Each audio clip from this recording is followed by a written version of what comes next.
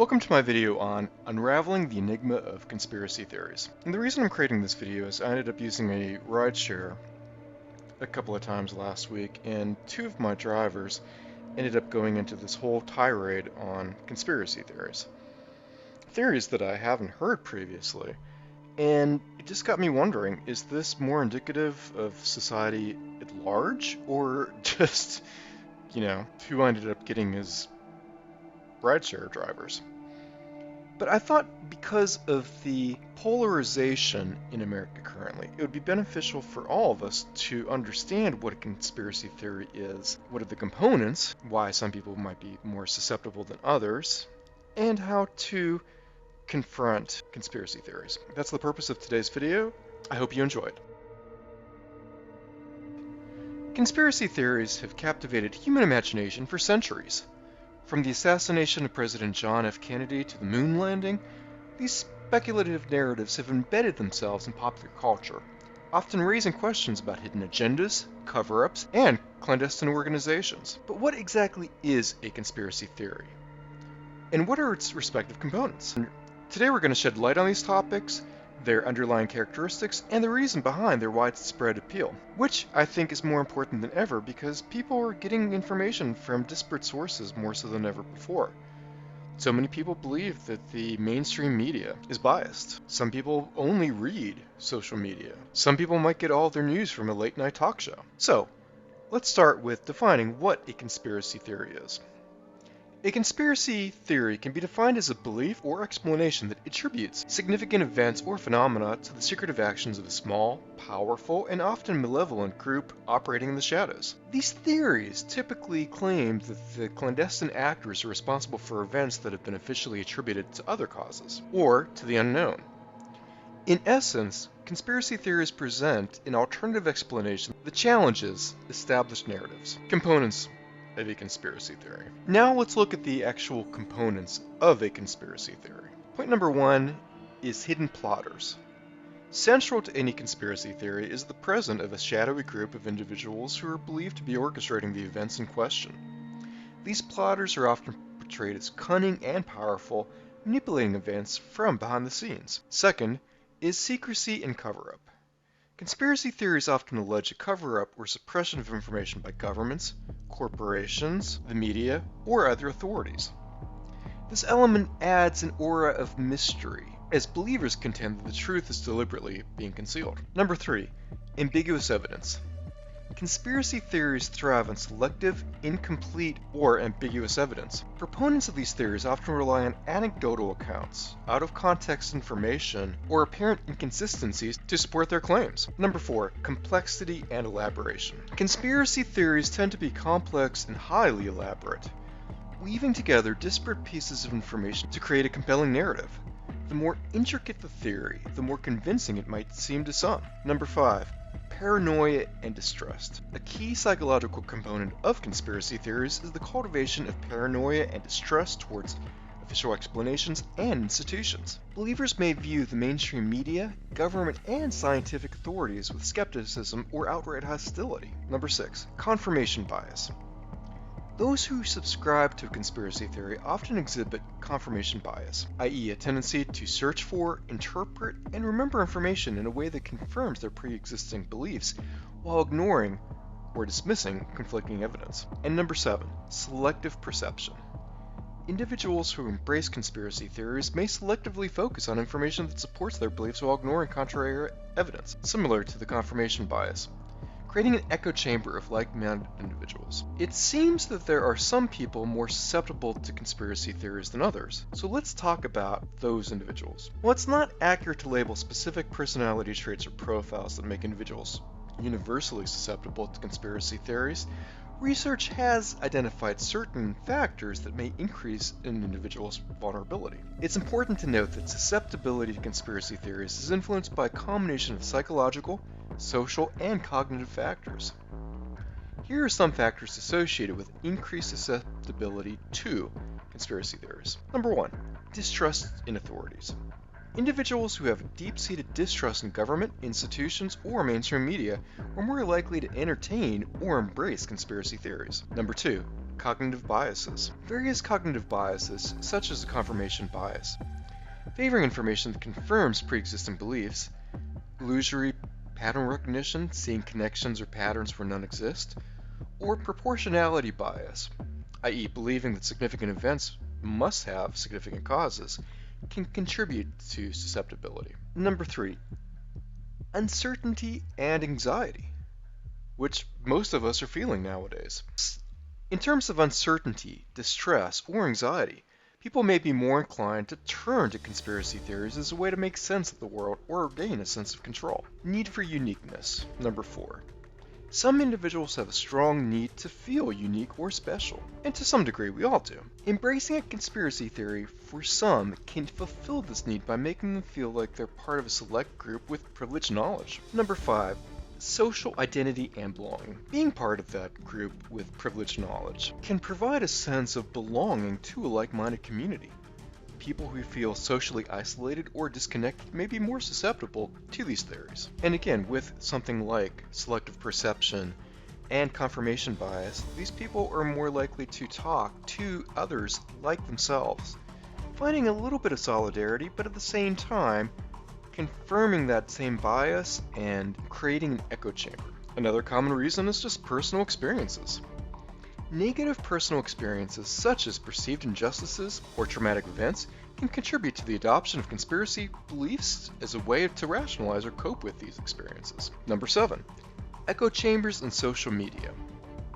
Online echo chambers and social media algorithms that expose individuals to information consistent with their existing beliefs can reinforce and amplify conspiracy theories. Number 8. Lack of media literacy.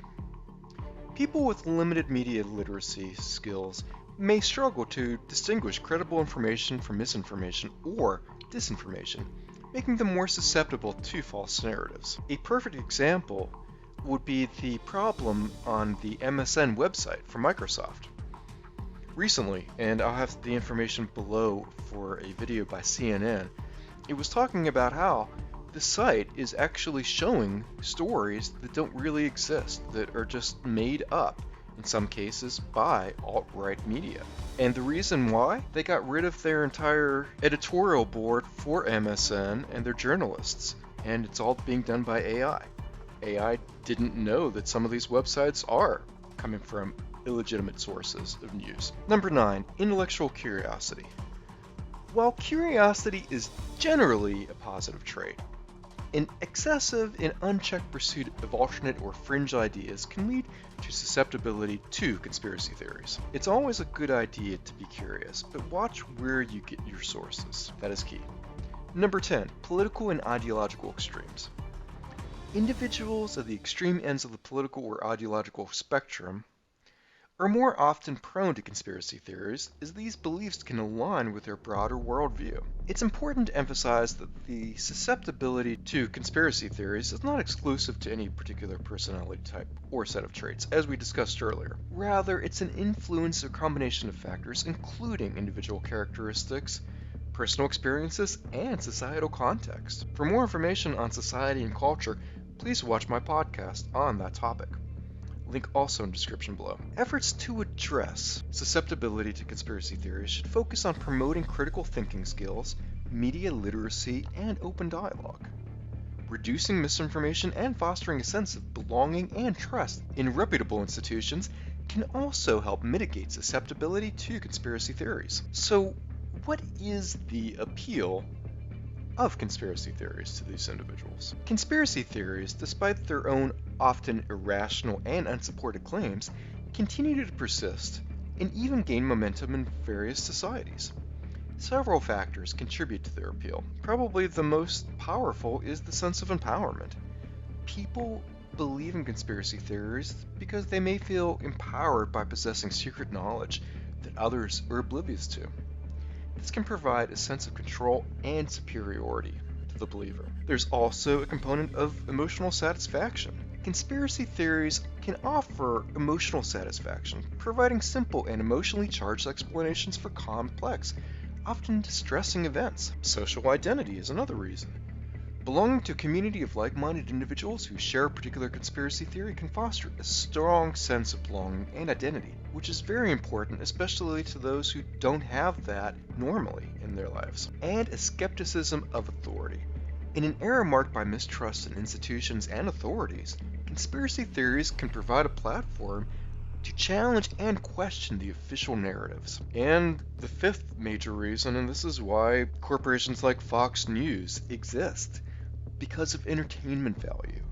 Some conspiracy theories and some media sources are entertaining and captivating, even if they're not true. This serves as a form of mental escapism and amusement. You've all seen it before. Stories with special effects or special music or just things that are so out of the ordinary and bizarre, people love watching. With their hidden plotters, secrecy, and elaborate narratives, conspiracy theories are a constant presence in human history. While they can be dismissed as irrational and harmful, they persist because they offer a unique blend of empowerment, emotional satisfaction, entertainment, and a sense of belonging. It's unfortunate that most people who believe in conspiracy theories have to turn to them to find these outlets for entertainment, for belonging, for feeling special. Understanding the nature of conspiracy theories and their respective components is essential to addressing the challenges they pose in our modern world. Balancing skepticism with critical thinking and open dialogue is crucial in navigating the complex landscape of conspiracy theories and their enduring allure. So, how can you tell what you're hearing is a conspiracy theory? Let's talk about identifying conspiracy theories. It can be challenging as they present themselves as alternative explanations for events or phenomena. However, there are several signs and critical thinking strategies you can employ to recognize when you might be encountering conspiracy theory. The first is lack of reliable evidence. Conspiracy theories typically rely on anecdotal accounts, out of context information, or ambiguous evidence. When confronted with a claim, ask for credible and verifiable sources to support the assertion. If they can't provide it, and you have questions, source it yourself. 2. Are these extraordinary claims? Extraordinary claims require extraordinary evidence. If a theory posits a grand, elaborate, and plausible scenario without substantial proof, it may be a sign that you're dealing with a conspiracy theory. Absence of peer review. Scientific and academic research undergoes rigorous peer review to ensure its credibility. If a theory lacks peer-reviewed research to support its claims and is primarily circulated through alternative or fringe sources, it's probably a conspiracy theory. Number 4. Back to confirmation bias. Conspiracy theories often appeal to confirmation bias, encouraging believers to selectively seek out information that supports their pre-existing beliefs while ignoring or dismissing contradictory evidence. If a theory discourages skepticism and open-mindedness, it's likely a conspiracy theory. Number 5. Secrecy and cover-up claims. Conspiracy theories frequently revolve around allegations of secrecy and cover-ups by authorities or institutions. While cover-ups can and do occur very often in the modern era, it's essential to evaluate whether the evidence presented is credible and proportional to the claims being made. Number 6. Lack of expert consensus. Mainstream scientific and expert consensus is typically absent in conspiracy theories. When a vast majority of experts in a field reject a particular claim, it's a red flag that the theory might be unsubstantiated.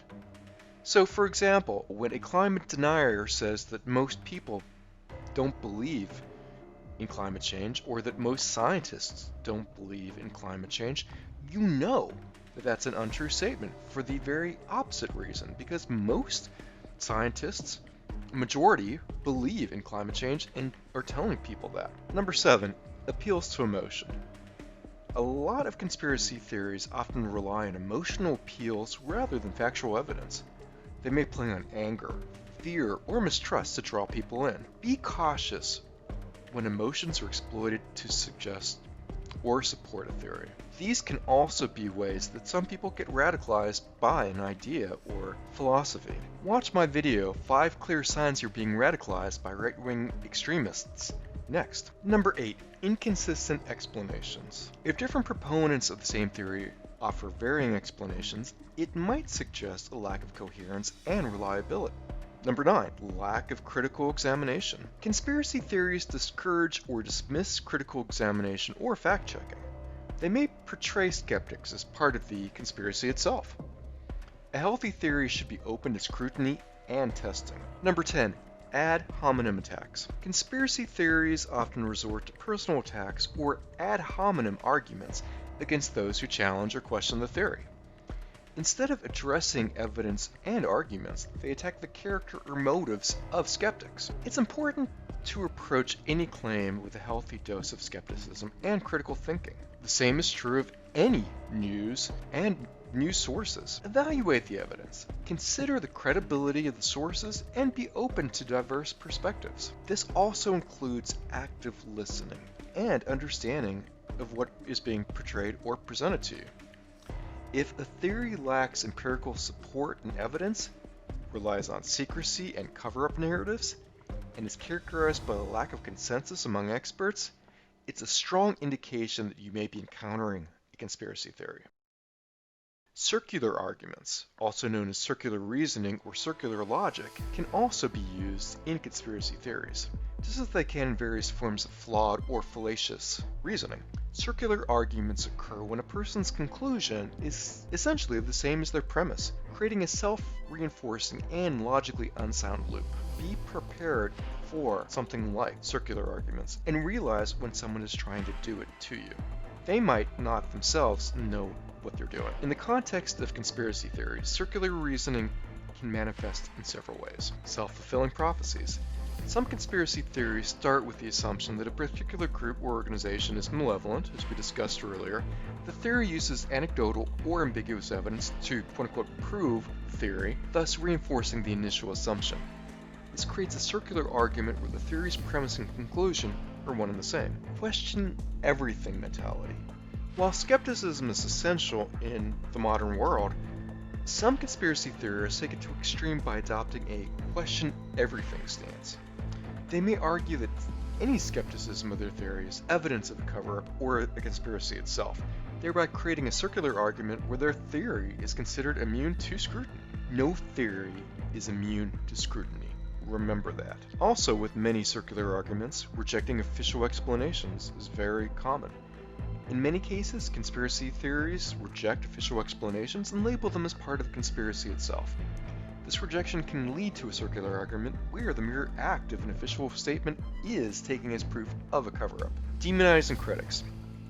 Circular reasoning can manifest when conspiracy theorists dismiss or demonize critics, as we discussed earlier. Number 5, shifting the burden of proof. Many conspiracy theories rely on the prove me wrong mentality. Instead of providing evidence to support their claims, some people just want you to try to disprove their theory, which creates a circular argument where the conspiracy theory remains unfalsifiable. Circular reasoning is a logical fallacy and can make it challenging to engage in rational discourse or debate with proponents of conspiracy theories.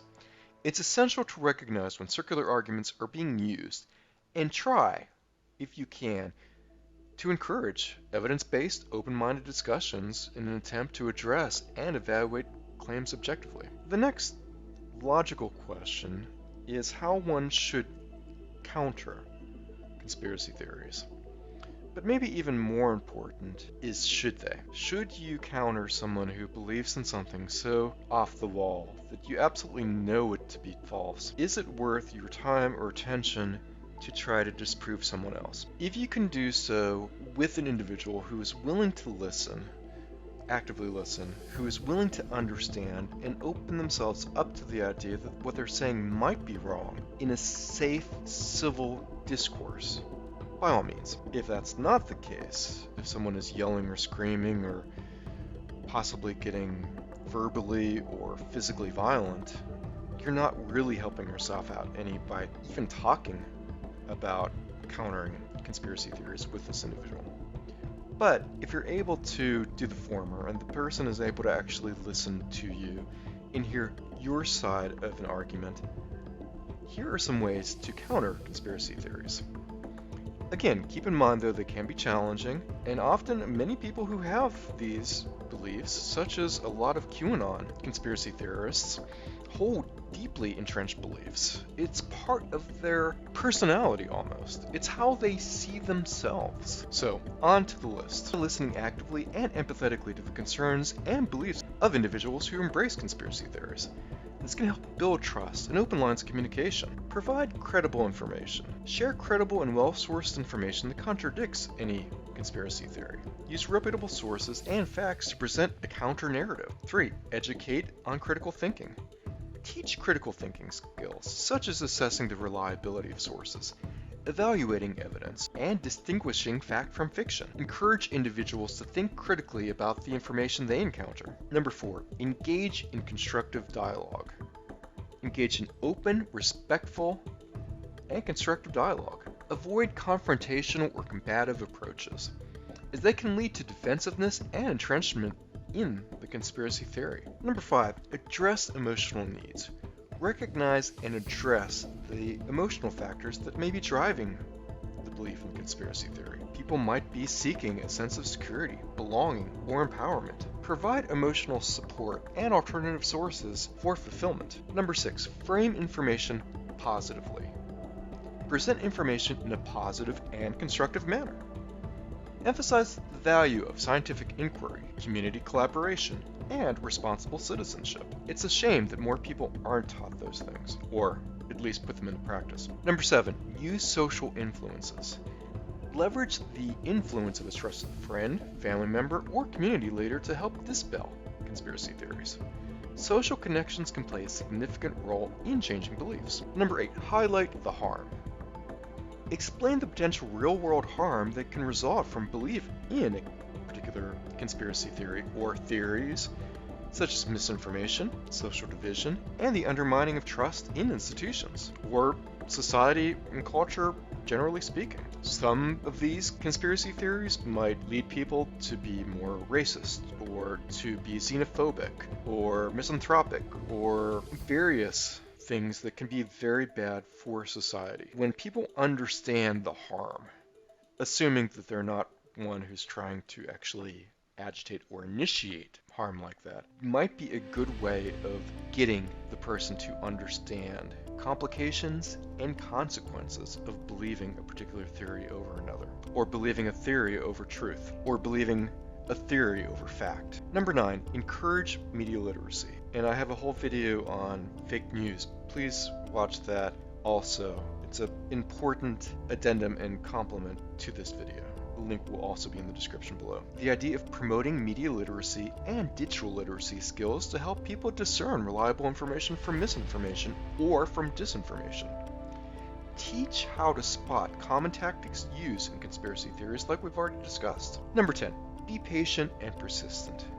Changing deeply held views takes time and persistence. Just ask any salesman. Avoid becoming discouraged. Progress is slow.